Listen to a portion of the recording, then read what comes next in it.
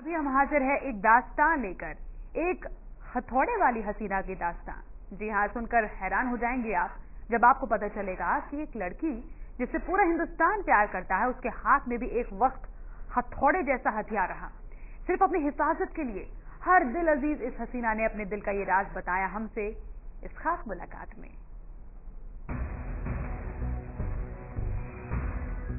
मुंबई की सड़कों पर एक लड़की के हाथ में हथौड़ा,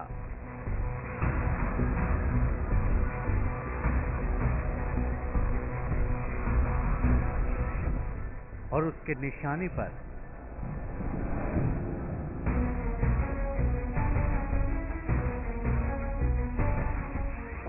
हर एक छिछोरा।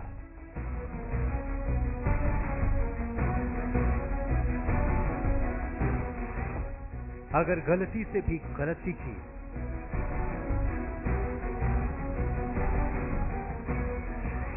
अगर भूल से भी भूले कायदा,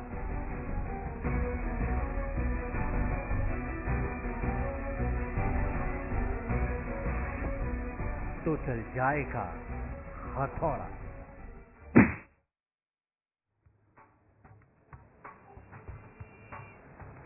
ये कोई अफवाह नहीं, ये आपको डराने के लिए कोई मनगढ़ंत कहानी नहीं है।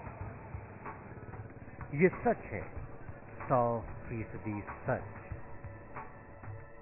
जी हां, ये सच तो है, लेकिन आप जानकर हैरान हो जाएंगे कि आखिर ये सच किसका है। कौन है ये हथौड़े वाली हसीना? तो सुनिए, ये सच भी उसका है जिसके लिए धड़कता है जमाने का दिल।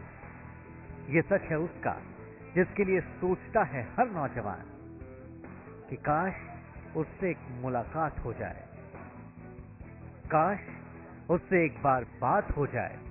लेकिन जब उसी बिल्लो रानी यानी बिपाशा बसु से हमारी मुलाकात हुई, तो उसी बिपाशा ने बताई अपनी वो दास्तान जिसने सुनने वालों को सन्न कर दिया। बिपाशा ने बताया एक सच, बिपाशा के बैग में हथौड़े का सच। हमारे समाज में ऐसे बहुत सारे रीजंस हैं, ऐसे बहुत मैं एक्चुअली कहना चाहूँगी ऐसे छिपे हुए क्रीचर्स हैं जिनके मन बहुत ही काले हैं। ऐसे ये जो है हम सभी, जैसे आपने कहा, सब रीजंस ढूंढ रहे हैं, सब कोशिशें कर रहे हैं कि कैसे इसे रोका जाएगा। ऐसी लड़कियां कब फ्री फील करेंगी, सेफ फील करेंगी, सिक्योर फील करेंगी, हम सब सोचते हैं। मैं डेफिनेटली इस पोजीशन में नहीं हूं जो मैं सिर्फ आपको एक बता दूं कि ऐसा करने से कि सब ठीक हो जाएगा। मैं भी एक लड़की हूं। मेरी शुरुआत भी बॉम्बे में हुई थी। तब अपने आप को सिक्योर करने के लिए, मैं 16 साल की थी जब मैं मुंबई आई थी, और आई स्टार्टेड मॉडलिंग एंड अपने आप को सेफ रखने के लिए, क्योंकि मैं हमेशा टाउन जाती थी फैशन शोज करने, मैं एक हथौड़ा रखती थी अपने बैग में फॉर सेल्फ डिफेंस। एक टिप है ये। या तो मैं really, and this is at in 98, I am talking about 1998, I used to carry a hammer, and मुझे लगता था कि बाय चांस कभी अगर कुछ हुआ, so that I could defend my self and save my self. क्योंकि बहुत बेसिक है लेकिन बहुत इंटरेस्टिंग, मुझे लगता है ताली बजनी चाहिए। बहुत बेसिक है, बहुत बेसिक है। सुनकर अच्छा भी लग सकता है और सुनकर हैरत भी हो सकती है कि आखिर किस तरह के हालात में जी रहे हैं आप और हम, कि एक लड़की घर की चार दीवारी के बाहर अपने आप को सेफ महसूस नहीं करती, पर फिर भी घर से बाहर कदम रखना उसकी मजबूरी है, और यही मजबूरी उसे मजबूर करती है खुद को मजबूत महसूस कराने के लिए, खुद के हाथ में हथौड़े जैसा हथियार थमाने के लिए। बिपाशा बसु ने भी ऐसा ही किया था, और ये बात उन्होंने खुद हमारे खास कार्यक्रम में बताई, और ये भी बताया कि वो हालात क्या थे जिसने उनके अंदर के डर को उनके अंदर की ताकत में बदलने का काम किया। मैं एक कलीना में रहती थी पहले, जब पहले आई थी, स्ट्रेट न्यूयॉर्क से मैं आई थी, और मुझे मेरे कॉन्टेस्ट जो ऑर्गेनाइजर्स थे उन्होंने मुझे कलीना के एक छोटी सी सोसाइटी में रखा था, पेइंग गेस्ट रहती थी तब मैं, और एक आंटी के साथ रहती थी, वेरी स्वीट आंटी। पर वो जो लोकेलिटी थी वहाँ पे बहुत सारे ट्रक ड्राइवर्स थे वहाँ पे, तो वहाँ से मेरा गुजरना ऑनेस्टली इतना मुश्किल था कि मैं वेट करती थी चर्च गेट में अपने दोस्त का पैकअप के टाइम तक, फोटोग्राफर थे वो, कि जब वो खत्म होएगा उनका काम 12 बज जाए, 11 लेट हो जाए जितना भी, पर मैं वेट करूंगी, लेकिन मैं अकेले नहीं जाऊंगी क्योंकि मुझे डर लगता था। मैं 17 साल की थी तब, तो मैं वेट करती थी, वो काम खत्म करके मुझे छोड़ते थे, क्योंकि जिस दिन मुझे अकेले आना होता था और गुजरना पड़ता था, मैं बहुत मुंहफट हूँ, मैं बहुत प्रॉब्लम्स में फंस सकती हूँ कभी कभी, क्योंकि मैं बोल देती हूँ to tell people to mind their own business. पर जब सामने 15 लोग हो, 15-20 लड़के ऐसे आपको कैट कॉल करते हैं या कुछ, तो डर लगता है, और आप अकेले हो। लेकिन यही इंसिडेंट मेरे साथ हुआ था जब मैं 24-25 की बांद्रा में, तब एक लड़के ने मेरी फ्रेंड को छेड़ने की कोशिश की थी, और मैंने उसको एक खींच के चाटा लगाया था, स्ट्रेट रोड पे, हिल रोड पे चाटा लगाया था जोर से, और 1 सेकंड में सब मेरी हेल्प करने आ गए थे। तो ये भी है कि आप किधर हो, क्या you feel confident also if you will get the support. Sometimes we keep quiet because हम लोग को डर लगता है। तो ये जो फील कर रही है मैंने फील किया है, और ऑनेस्टली तब मुझे भी इसका सोल्यूशन नहीं पता था। मैं सिर्फ वेट करती रहती थी अपने फ्रेंड का कि वो मुझे लेट घर छोड़े। सुन रहे हैं आप कैसे वक्त और हालात ने बिपाशा को बदला, और कैसे किसी एक की कोशिश से आसपास के लोग भी बदल जाते हैं। महिलाओं के हक के लिए अक्सर मुखर होकर अपनी बात कहने वाली बिपाशा बसु ने अपने खुद के अनुभव को दुनिया के साथ बांटते हुए ये भी बताया कि महिलाओं के प्रति अपराध का सबसे बड़ा कारण वो मानसिकता है जो घरों की 4 दीवारी से शुरू होती है। पहले खुद माँ बाप अपने बेटे बेटियों में भेद करते हैं, और फिर ये भेदभाव समाज के स्तर पर पहुंच जाता है। बस यहीं से शुरू होती है ये सारी सामाजिक बीमारी। अगर माँ बाप ये भेदभाव बंद कर दें तो सूरत बहुत हद तक बदल सकती है।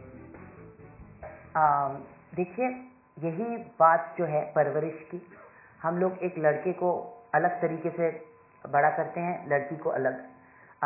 मेरे घर में हम 3 बहनें हैं, बचपन से हमारी परवरिश हुई है फ्रीली। मम्मी पापा ने कभी हमें कोई रोक टोक नहीं किया है, और हमें जितनी फ्रीडम एक लड़के को मिलती है उतनी फ्रीडम हमें मिली है to make the choices that we want, whether it is dressing, whether it is profession, whether it is whatever we want to do, the life choices हमारे पेरेंट्स ने हमें रिस्पॉन्सिबल समझ के वो फ्रीडम दी है।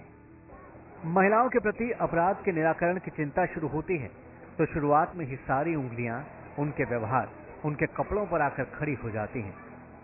बिपाशा बसु की नजर में ये कोई मुद्दा ही नहीं है, मुद्दा तो सोच बदलने का है, मन में छुपे शैतान की मानसिकता बदलने का है, कपड़े बदलने का नहीं। और डेफिनेटली आप ये अगर शॉर्ट स्कर्ट की, शॉर्ट ड्रेसेस की बातें उठाते हैं, सब उठाते हैं, I feel it's an individual choice. अगर मैं सोचती हूँ मैं इसे पहन के मैं अपने आप को संभाल सकती हूँ और अपने आप को प्रोटेक्ट कर सकती हूँ, तो ये मेरी चॉइस है। अगर देखने वाले की आंख में खोट है, उसको मैं बदल नहीं सकती। वही बदलाव की बात हम लोग आजकल कर रहे हैं।